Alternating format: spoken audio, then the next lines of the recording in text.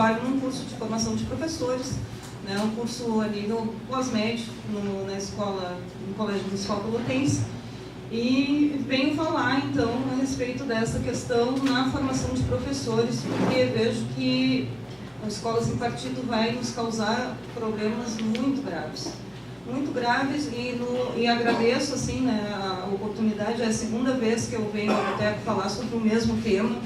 Na primeira vez que falei aqui, penso que da primeira vez que falei aqui para esse momento, a discussão ganhou visibilidade, tá? Porque até então estava aparecendo, mas estava um pouco tranquilo. E agora a gente tem aí uma enxurrada de projetos, né?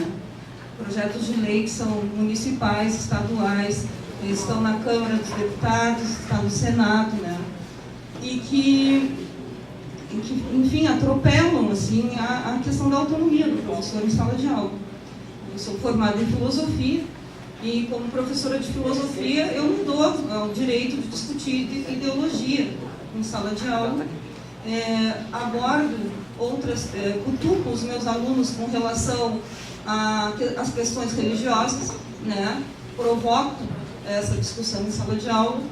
O curso em que eu trabalho é um curso que forma professores para a educação infantil, apenas trabalha com formação de professores de 0 a 5 anos, mas ele é um curso, gente, que ele trabalha há muitos anos com a discussão de gênero, né? Porque se a gente não discutir gênero na primeira infância e com os pais e com os professores que vão trabalhar com essas crianças, a gente corre o risco de encontrar ainda, como eu já encontrei visitando estagiárias, uma escola em que a sala de aula tinha numa prateleira toda de um lado carrinhos e jogos de tabuleiro, do outro lado bonecas e bichinhos de pelúcia, e o encontro dessas duas áreas se dava no fundo da sala de aula com uma casinha de madeira, que era então onde se encontravam as meninas e os meninos para brincar. Para mim isso diz muito. Eu fotografei aquela sala e eu trabalho com aquela imagem em sala de aula discutindo os papéis, né, as representações assim, dos papéis feminino e masculino que são passadas para as crianças no cotidiano. Então, vejo que o Escola Sem Partido ele vai querer, né, calar essa discussão. E vejo que ele vem atropelando, mesmo assim, vem como um rolo compressor, para acabar com as discussões que ao longo dos 40 anos, como a professora Rejane já colocou aqui, né, foram sendo construídas pelos educadores brasileiros.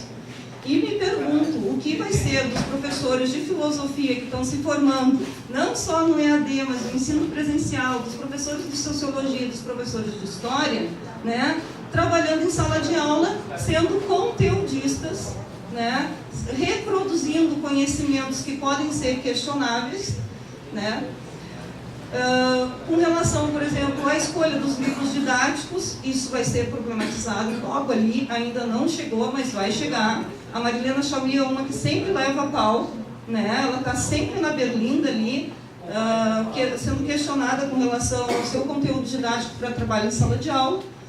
Então, e me chocou assim, o fato de que o projeto estava para apreciação no Senado, e quando o Senado tem um problema na mão que é de difícil solução, ele joga para a população. E estava aberta a votação, né? Me desesperei. A gente estava perdendo, quer dizer, a gente, presumindo, né, que estamos todos juntos nesse barco, estávamos perdendo, levando uma surra.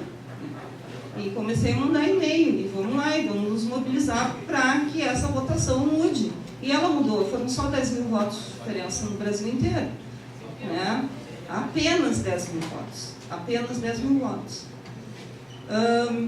Penso que é importante acompanhar essa discussão, principalmente para aqueles que estão pensando em se tornar professores, né? Porque questiona o papel da escola, questiona o professor. Acho que essa discussão ela tem uma relevância que é a discussão do papel da escola na sociedade, e que isso os brasileiros estavam empurrando para baixo do tapete há muito tempo, que é pensar qual é a escola que a gente quer, afinal de contas. Isso está posto, essa é a discussão que está aí para mim. Tá? Eu quero uma escola que seja crítica, eu quero. uma escola crítica, né? Mas todos nós queremos essa escola crítica, a maioria de nós quer essa escola crítica, a maioria deseja que seus alunos cheguem em casa comentando os assuntos que são de sala de aula. E aí eu quero trazer uma coisa que foi uma cilada para mim, né? Eu sou professora de instituição pública, 15 anos e tal, e tenho os meus filhos em escola pública e não arredo o pé. E o meu pensamento com relação a isso, sobre a escola pública brasileira é: se todos os professores tirarem os seus filhos da escola pública e colocarem na particular, nunca a escola pública vai se qualificar.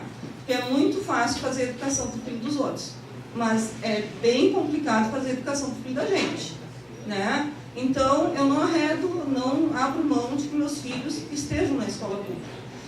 Então, eu vou contar um fato, né?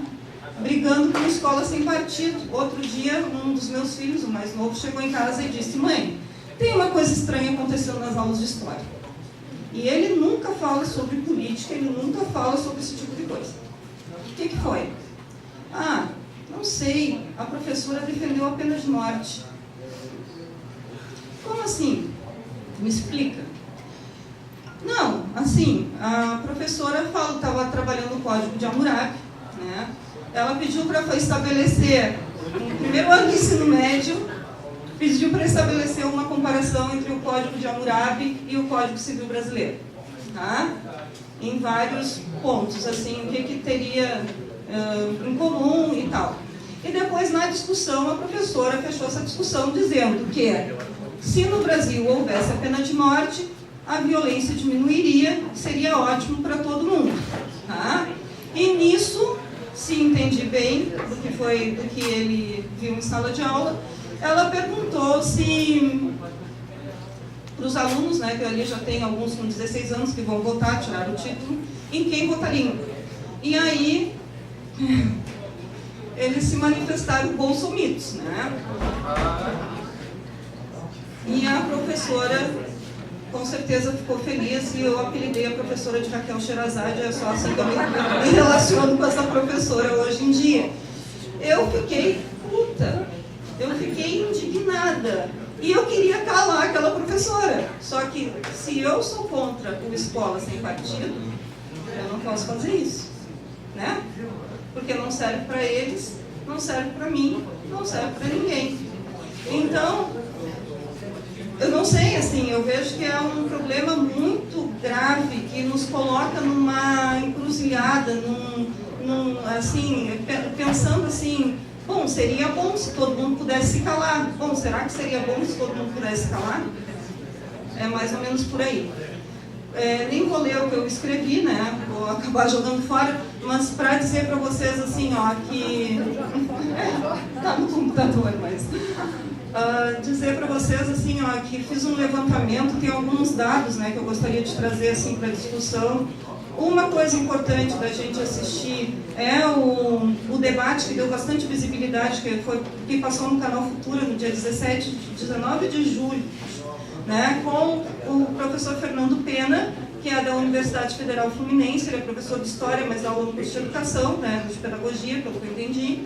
E o criador do projeto Escola Sem Partido, que é um advogado de São Paulo chamado Miguel Najib, tá? Que criou esse projeto a pedido de um dos deputados Bolsonaro, do filho, se não me engano, do Jair. Não, o Jair é o pai, né? Foi o filho que pediu, então, que esse projeto fosse redigido, tá? E o debate é muito rico. Ele é truncado, mas ele é muito rico. A gente tem que ter um pouco de paciência para assistir, assim.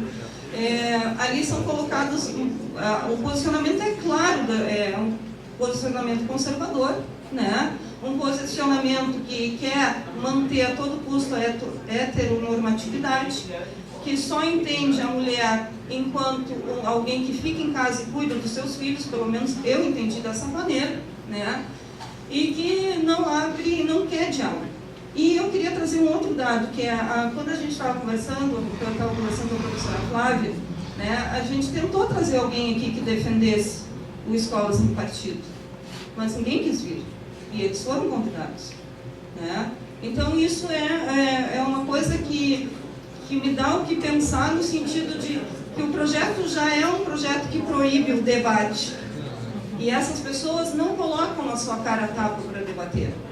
Não querem debater. Querem que a gente aceite, engula e fique lá dentro da sala de aula, dando aula de, como eles dizem ali, das matérias. Né? Do conhecimento das matérias. E, né, para a gente pensar uma outra coisa, que eu acho que é importante, né? E vou trazer para Pelotas a situação, mas primeiro eu vou dizer assim que no Brasil, dos 14 projetos que estão em andamento, 11 deles são propostos por pessoas que têm uma confissão religiosa. Grande maioria deles proposto por evangélicos, né? Evangélicos novos, fique bem claro. E aqui no Rio Grande do Sul é o Van Hatten, né? Marcel.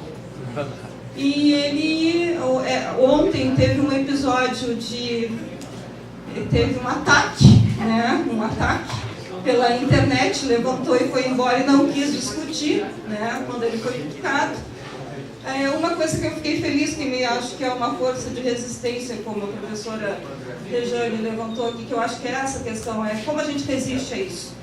Né? Como nós, aqueles que tratam com a educação, que trabalham com a educação, né? Que fazem a educação seu fazer, assim mesmo, como é que a gente resiste a isso? E fiquei feliz de ver que tem um projeto, outro, que começou a tramitar agora, né? 18 de agosto, ontem. Foi colocado lá pelo Jean Williams, né, que se chama Escola Livre, que é o oposto disso. Para pensar também numa outra questão dentro do ensino religioso, né, por que a gente tem ensino religioso nas escolas públicas? Eu botei os meus filhos em escola pública e assumo e quero eles em escola pública e fiz uma escolha. Não quero ensino religioso para os meus filhos, né? Mas o que acontece na escola é um crescimento empurrado goela abaixo do ensino religioso, né? E no momento em que a gente vê que os projetos são propostos por pessoas de confissão religiosa e que o ensino religioso cresce dentro das escolas, enquanto, por exemplo, a minha área, que é a filosofia, vem perdendo espaço. E aí eu trago então a questão de Pelotas, né? Pelotas é uma das primeiras cidades aqui do Rio Grande do Sul a ter filosofia no ensino fundamental. Toda a rede tinha filosofia, poucas eram as escolas que não tinham filosofia no fundamental. Eu mesmo sou uma professora concursada para o fundamental, né? Trabalhei durante muito tempo com filosofia com crianças. E isso acabou, assim, os professores de filosofia na rede estão sendo colocados para dar ensino religioso ou relações humanas.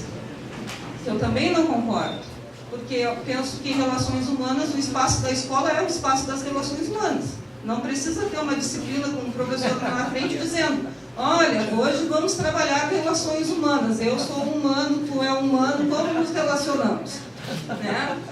Então, eu sou contra isso, entope a grade curricular e não é uma coisa que dê um resultado, não é necessário isso, né?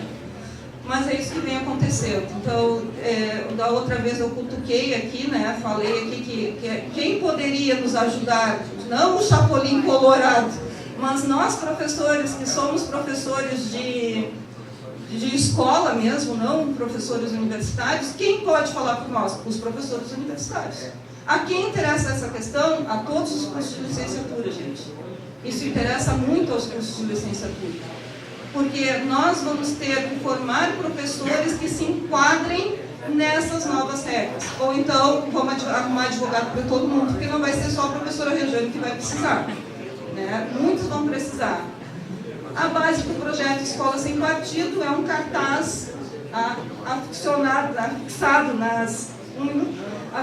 nas salas de aula que tem os deveres do professor. Né? Como se os professores não soubessem os seus deveres e não fizessem mais do que os seus deveres em sala de aula.